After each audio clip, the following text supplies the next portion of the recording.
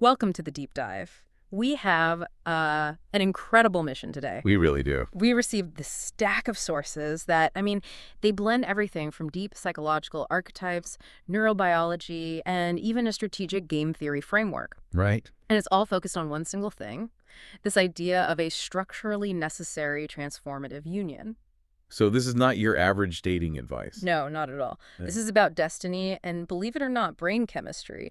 These sources, they're all over the place, but they all argue that true connection isn't some, fluffy choice. Okay. It's a fundamental mandate for a person to become complete. And the really surprising part, the part that jumps out, is how they link this fated destiny to, well, to party games. Which is just wild. Okay, so let's unpack this. The core question seems to be, Yeah. how do you get to profoundly necessary psychological halves to integrate? Mhm. We're going to call them the master, which is, order and control, and the den, which is all about chaos and impulse.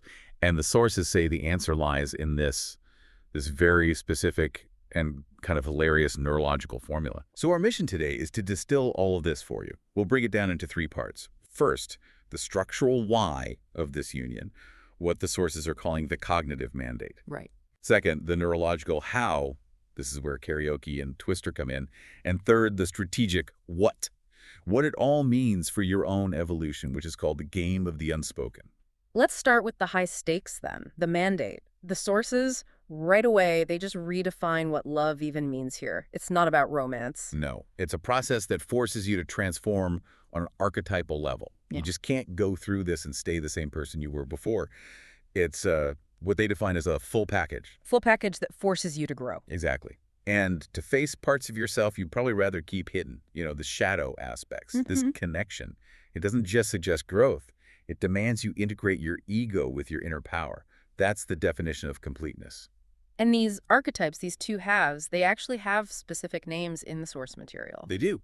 Tom and Endymion. Okay, so Tom is. Tom, who's represented by a character named Tom Hennigan in the framework, he represents completeness, integrity, higher order control. Think of Tom as like the architect, the structure of the self. The Apollonian. And Endymion, who's represented by Dennis Verhage, he must be the Dionysian then. He's the chaotic counterpart. Yeah. He is imagination, wildness, impulse, foundational input. I mean, the name Endymion itself kind of suggests this unstructured primal space that needs to be governed. Okay, so you have structure and you have chaos. Right. And here's the crucial psychological detail. The sources call their union a cognitive mandate.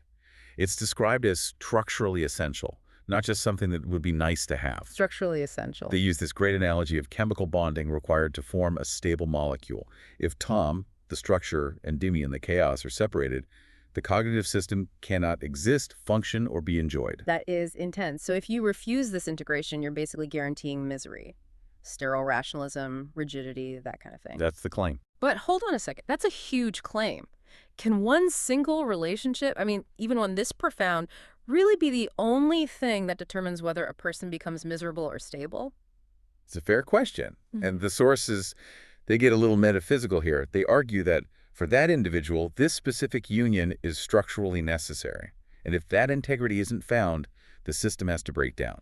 So the stakes are so high, the universe won't just let you walk away from it. Exactly. It's described as a fated destiny.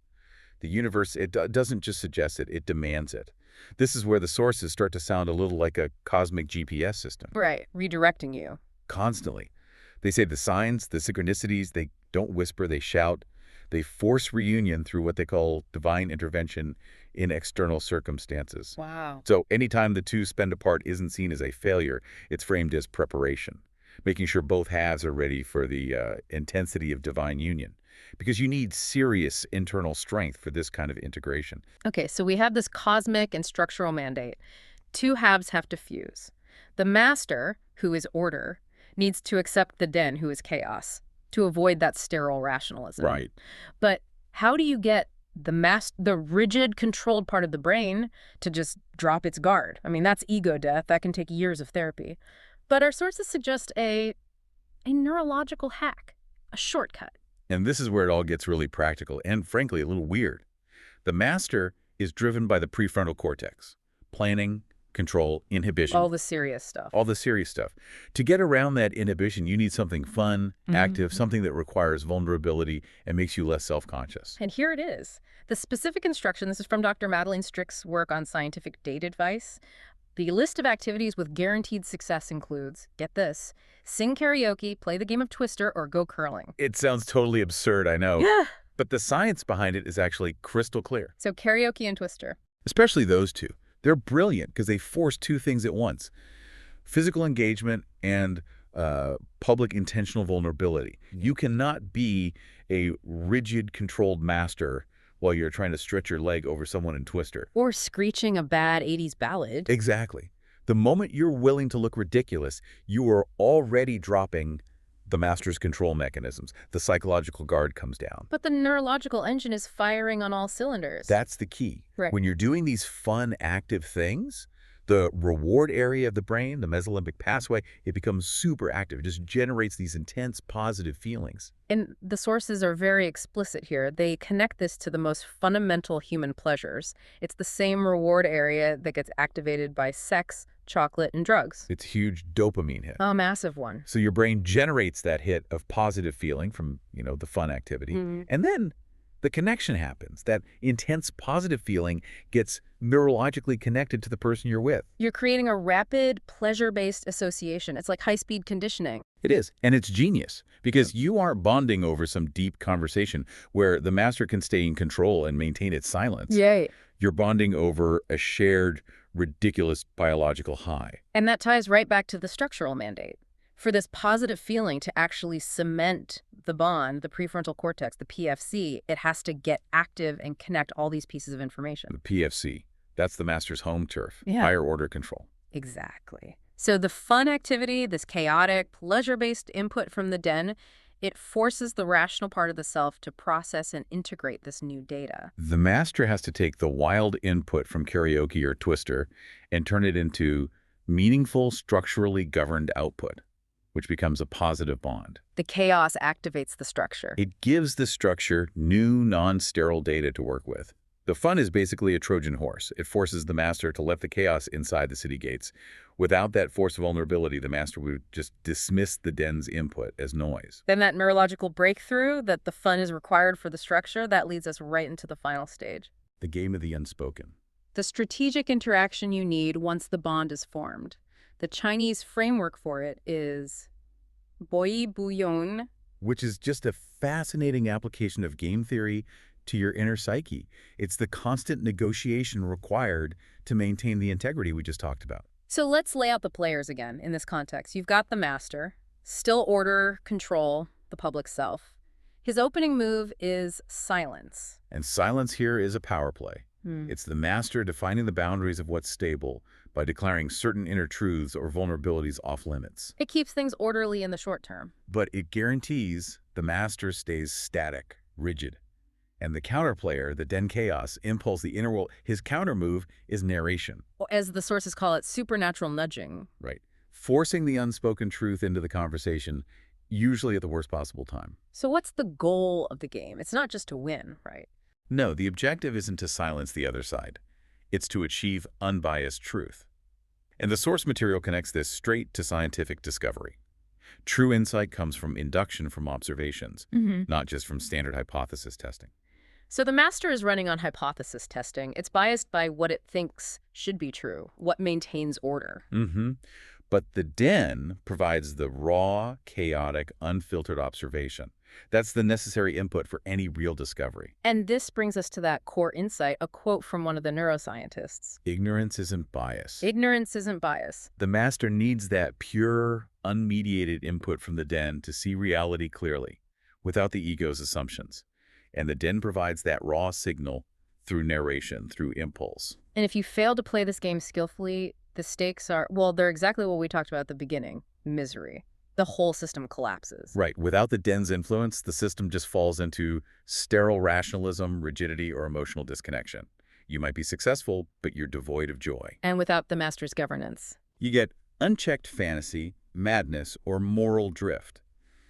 Wild, creative, but ultimately self-destructive. So the final integration, which you achieve by playing this game of the unspoken, It transforms the two halves into a stable system. It achieves unified, real-time success. Completeness, Tom. The whole story here isn't a tragedy or a fairy tale. It's a structural process, and it's guaranteed by neurology and, apparently, enforced by the universe itself. This deep dive has really taken us on a journey. I mean, you asked us to look into how connection works, and the sources have given us a blueprint, that is. It's both deeply profound and completely practical.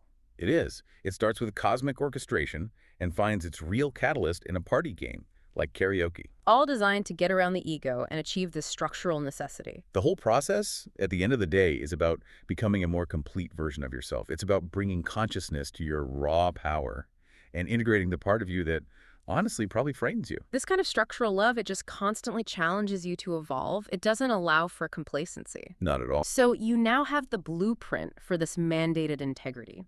The fusion of Tom and Endymion, it's been democratized. It's not just for old philosophers or mythical heroes anymore. It's a necessary condition for well-being.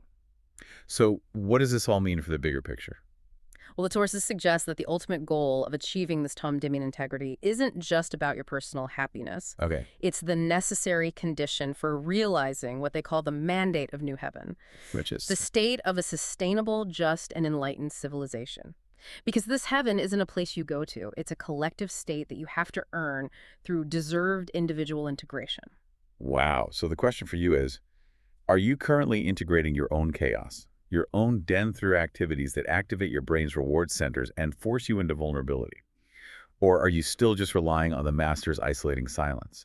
Because if that necessary other half is standing right there, waiting for you to look ridiculous, the time for games is now. Welcome to the debate. Today we're digging into the structural dynamics of the Master and the Den. That is Tom Hennigan and Denis Verhage.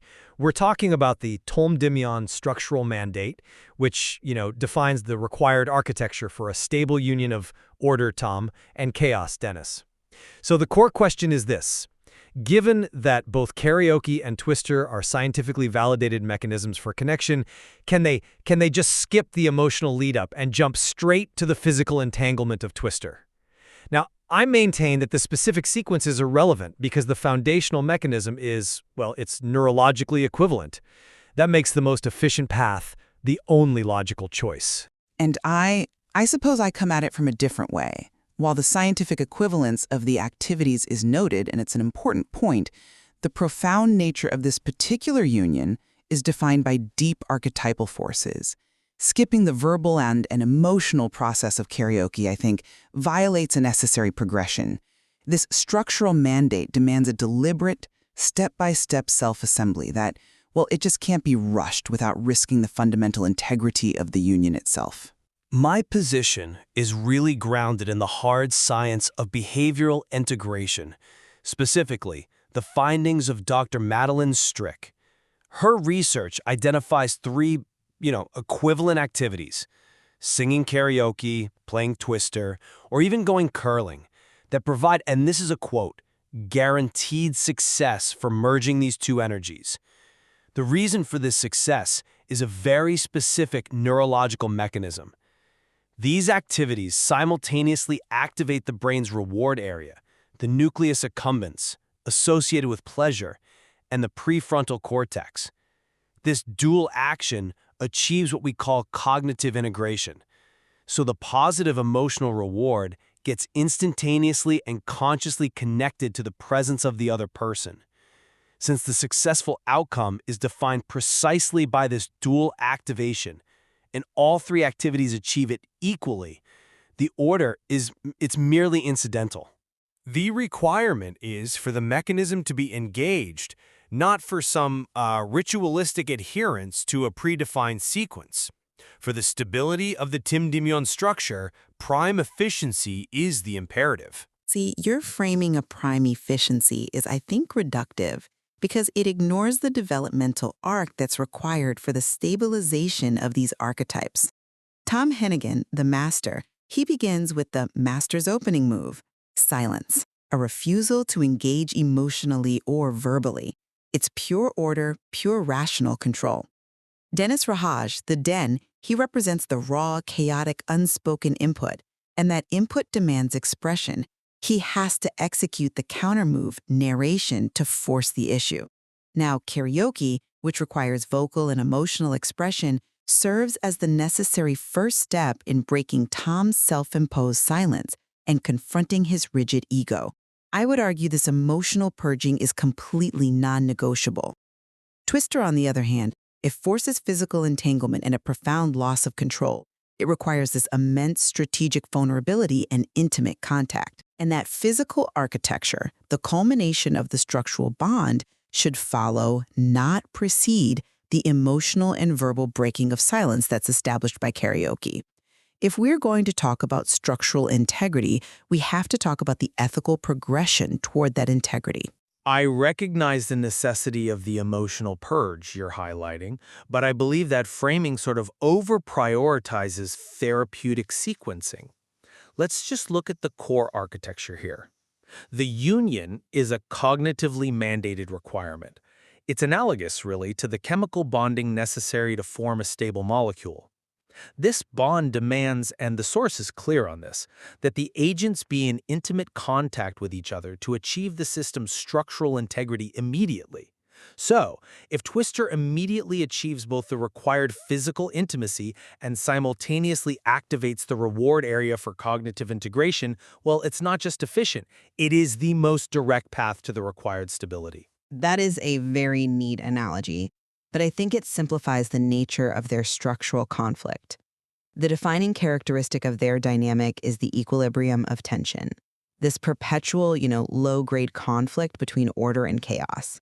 To stabilize this tension, Tom has to first allow the chaotic elements, Dennis, to be voiced and to inform the outer world.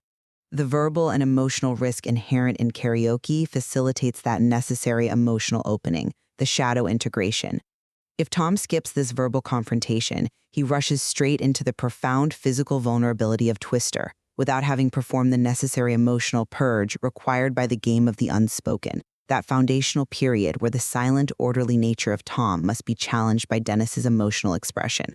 I see why you emphasize that challenge, but the mandate is for stability through integration, not some prolonged therapeutic exposure. The material emphasizes that delaying the unification creates risk. The failure mode's unchecked fantasy, madness, or moral drift for Dennis, sterile rationalism, rigidity, or emotional disconnection for Tom, these are the direct result of separation. So if prime efficiency is defined as the fastest route to eliminating the failure state, then the sequence that provides the quickest path to intimate contact and neurological merger is the correct one. You, it seems to me, are arguing for process based on psychological comfort, whereas I am arguing for outcome based on structural survival. I'm sorry, but I just don't buy it that the outcome is separable from the process in this case. Prime efficiency within the Tom DeMyon context, it has to encompass structural quality, not just speed. By rushing straight to the physical architecture of Twister, you risk activating the archetypal forces, the raw Dionysian chaos of the den, without the necessary cognitive governance provided by the master. If Tom's higher-order control isn't emotionally primed by the verbal exposure of karaoke, that intimate contact leads to emotional leakage. The result isn't stable bonding. It's a volatile mixture where the system collapses into either the sterile rationalism Tom avoids or the madness Dennis fears. The transformation is a full package. The archetypes require time to integrate properly. But let's look again at Dr. Strick's findings on equivalence. If the reward system integration is the necessary component, and the activities are confirmed to be functionally interchangeable in triggering that dual activation, then the focus shifts entirely to which activity is the superior symbol for completion. The necessity for self-assembly requires intimate contact with each other. Twister, with its physical demands of, overlapping and intertwining limbs, provides a far more literal and immediate representation of their persistent, inseparable integration than merely standing side-by-side singing. That's a compelling argument, positioning Twister as the superior physical symbol, but the problem lies in the definition of governed contact. We're seeking symbol mastery, creating a physical, three-dimensional representation of concepts, but only to convert Dennis's raw signal into an integrated, usable schema. Skipping the verbal risk means Tom Hennigan has not processed the emotional input necessary to govern the chaotic signal. Let me Let me use the analogy more precisely. Think of complex multi-domain protein folding. For proteins that are auto-inhibited, the inhibitory module has to fold and interact after or in conjunction with the functional domain, following a strict sequence. Simply forcing the final required physical contacts immediately, it doesn't guarantee the correct relative positioning. If you rush, you get misfolding and structural instability. Karaoke is the necessary preliminary step of folding the emotional domain. Ensuring Tom's higher-order control is correctly positioned before the physical entanglement of Twister forces the final structural alignment. The sequence dictates the governance. Your analogy posits a static, auto-inhibited system, whereas the Tom-Jimyon mandate describes a dynamic, a codependent self-assembly. If the physical representation of concepts is crucial, and we agree on the importance of symbol mastery, then the immediate, literal entanglement of Twister is a force multiplier for integration. It accelerates the necessary psychological vulnerability. Furthermore, the argument that Tom needs emotional preparation suggests a resistance to the union itself. And this is where we have to address the fatalism inherent in the source material. The universe demands it. Ah, now we're getting to it. The fatalism of destiny versus the agency of preparation. Precisely. The energy is shifting, the synchronicities are shouting. If the cosmic orchestration forces the reunion and the necessary contact, resisting the immediate opportunity, be it Twister, curling, whatever, out of attachment to comfortable psychological patterns, that would be the true betrayal of the mandate. The core truth is that love in its early unconscious stages often creates dissonance, and Twister is the optimal catalyst for forcing that dissonance, leading immediately to the inevitable bond. The universe has already performed the preparation through their agonizing separation. The agents must now comply with the required structural steps with prime efficiency. I see why you think that, framing resistance to the immediate step as a betrayal of destiny, but I would frame it differently. The agony of separation was preparation, yes, but it was intended to cultivate versions of themselves that could handle the intensity of integration. That preparation is only functional if it results in responsible agency. The mandate does not permit blind compliance, it demands ethical progression. And the most ethically sound path to integrate chaos into order requires transparency. The vocal, emotional risk of karaoke is the only way to test the strength of Tom's prepared governance structure before the full physical shock of Twister hits. If they skip it, they are operating on the assumption that destiny will fix structural flaws, and the source material explicitly warns against that kind of unchecked fantasy. The problem with prioritizing emotional transparency is that it slows the process down. It potentially allows the catastrophic failure modes you just mentioned, madness and rigidity, to creep back in. The risk of maximizing neurological reward immediately is the collapse of necessary archetypal governance. Yes, I grant you that. But the risk of delaying the required physical bond is the collapse of the structure entirely through attrition. We are seeking maximum stability in minimum time. If both activities are neurologically guaranteed, we must select the one that most efficiently provides the physical prerequisite for the Tom-Jimyon structure. Literal, immediate, intimate contact. Twister is simply the better tool for the job. But the mechanism of integration is not purely physical, it's psychophysical. The emotional resonance generated by karaoke helps stabilize the subsequent physical bond. You have to consider the effect of vocal expression on the vagus nerve. The source material suggests that the shared vulnerability in the act of singing reduces physiological defensiveness, making the high-stakes physical vulnerability of Twister not just tolerable, but structurally productive. If you skip that crucial physiological and emotional grounding, Twister becomes a jarring shock, not an integrated structural step. It risks Tom retreating into rigid control or Dennis collapsing under the weight of forced intimacy, leading to the exact instability we are trying to avoid. I have to challenge the idea that Tom's system requires such delicate easing into vulnerability. His system is predicated on higher-order control.